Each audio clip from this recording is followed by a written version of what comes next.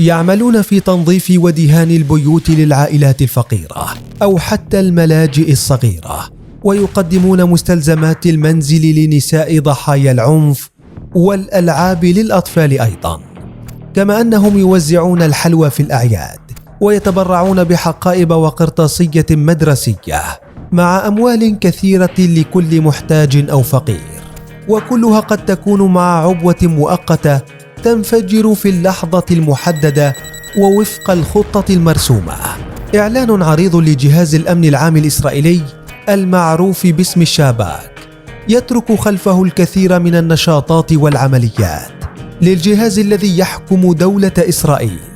لن تطلق رصاصة دون إذنه، ولا يحرك مدفع بدون أوامر منه. يضرب في أوساط الفلسطينيين ويتحرك تحت جنح الظلام، والهدف إبقاء إسرائيل على قيد الحياة. الولاء المطلق للدولة شرط رئيسي، حفظ السرية أمر محتم، وتنفيذ المهام بإتقان محور العمل. دمر واترك أثرا، والمهم دائما وأبدا أن تنشر الخراب.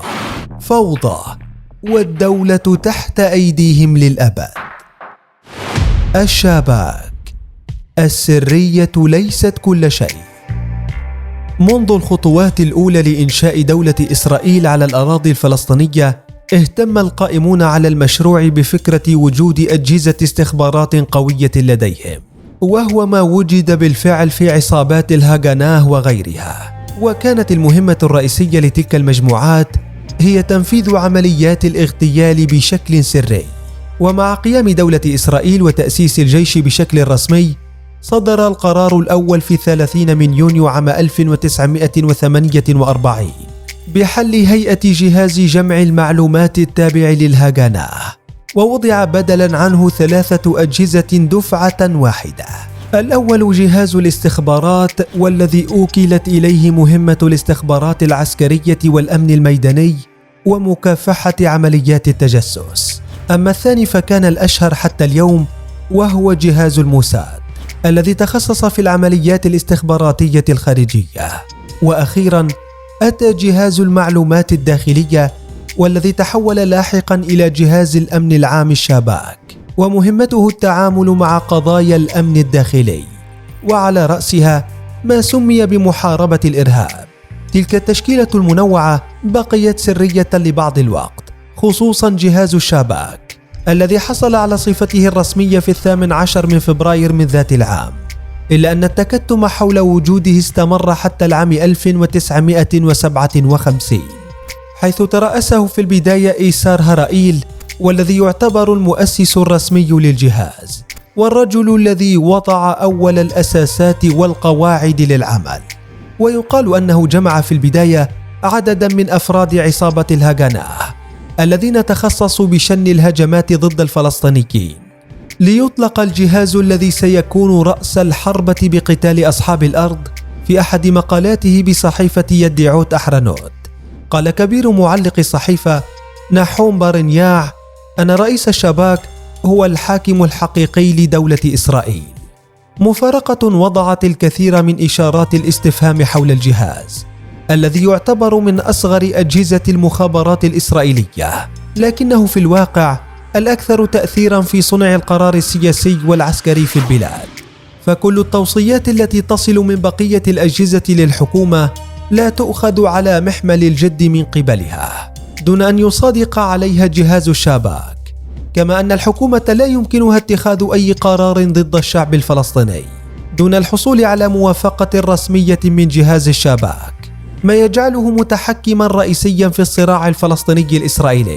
فمنذ تأسيسه حددت له مهام رسمية، أولها إحباط عمليات ونشاطات التجسس في كامل البلاد والإيقاع بالجواسيس العاملين في إسرائيل. ثانياً حماية الشخصيات بداية من رئيس الدولة وصولاً لأصغر المسؤولين. ثالثاً إحباط ما يسمى بالإرهاب الداخلي، وذلك عبر التجسس واكتشاف الخلايا في مختلف المناطق. ورابعاً الموافقات الأمنية، والتي يمنحها للموظفين والعاملين في القطاع العام. وأخيراً وأهم المهام بالنسبة للدولة ككل تأتي المراقبة والحماية.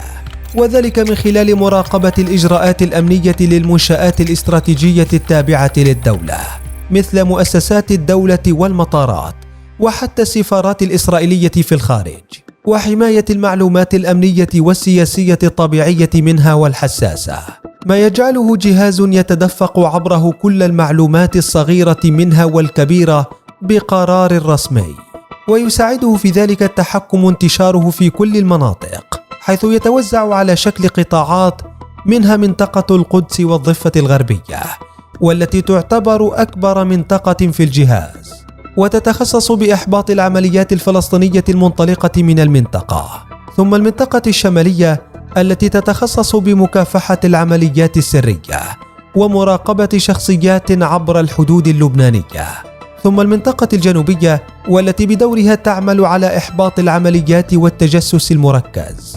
توزيع دقيق جعل من جهاز الشباك ركنا أساسيا في الدولة لا يمكن تعويضه، كما أنه يتمتع بأقسام لا تتواجد في بقية الأجهزة، أبرزها وأكثرها نشاطا القسم العربي أو المستعربين، وهو أكبر أقسام الشباك، ومهمته اكتشاف خلايا ومنظمات معادية داخل المجتمع العربي في إسرائيل، كما يقع على عاتقه مهمة تنفيذ العمليات داخل المناطق الفلسطينية، حيث يتم اختيار المنضمين له بعناية بحيث يكونوا متشابهون مع الفلسطينيين ويمكنهم تحدث العربية بطلاقة والاندماج بالمجتمع بإتقان.